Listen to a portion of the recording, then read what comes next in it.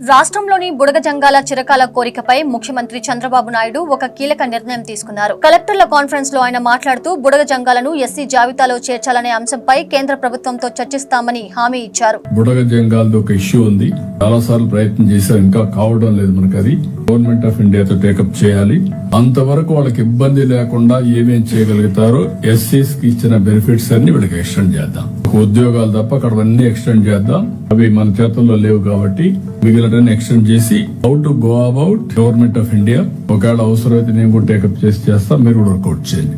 అయితే కేంద్రం నుంచి అధికారికంగా అనుమతులు వచ్చే వరకు ఆగకుండా ఈలోపే వారికి మేలు జరిగేలా ఒక ముఖ్యమైన ఆదేశం ఇచ్చారు. ప్రభుత్వ ఉద్యోగ నియామకాలు తప్ప ఎస్సీలకు అందే మిగిలిన అన్ని రకాల సంక్షేమ పథకాలు, పెన్షన్లు, విద్యా ప్రోత్సాహకాలు, ఆర్థిక ప్రయోజనాలను బుడగ జంగాలకు కూడా వెంటనే వర్తింపజేయాలని అధికారులను ఆదేశించారు. ఉమ్మడి రాష్ట్రంలో ఎస్సీ హోదా పొందిన ఈ వర్గం రాష్ట్ర విభజన తర్వాత వచ్చిన కొన్ని సాంకేతిక సమస్యల వల్ల ఆ గుర్తింపు కోల్పోయి చాలా నష్టపోయింది. రాష్ట్రంలో సుమారు 3 లక్షల మంది ఉన్న వీరిలో మెజారిటీ ప్రజలు ఇప్పటికీ సంచార జీవనం గడుపుతున్నారు. బుర్ర కథలు చెప్పటం, జానపద కళలను ప్రదర్శించడం వంటి కులవృత్తులే వీరికి ఆధారం. మారుతున్న కాలంలో ఈ కళలకు ఆదరణ తగ్గిపోవడంతో వీరు తీవ్ర పేదరికంలో మగ్గుతున్నారు. సొంత ఇల్లు, వ్యవసాయ భూములు లేక అక్షరాస్యతలో వెనుకబడి ఉన్న వీరికి ఎస్సీలతో సమానంగా ప్రభుత్వ సాయం అందించడం ద్వారా వారి జీవితాల్లో మార్పు వస్తుందని ముఖ్యమంత్రి భావిస్తున్నారు. బీసీల అభివృద్ధి గురించి మాట్లాడుతూ రాష్ట్రంలో బీసీ కులాల వెనుకబాటుతనంపై పూర్తి స్థాయిలో అధ్యయనం చేయడానికి ఒక ప్రత్యేక కమిషన్ ను వేశామని సీఎం తెలిపారు. ఈ కమిషన్ ఇచ్చే రిపోర్టు ఆధారంగానే రాబోయే స్థానిక సంస్థల ఎన్నికల్లో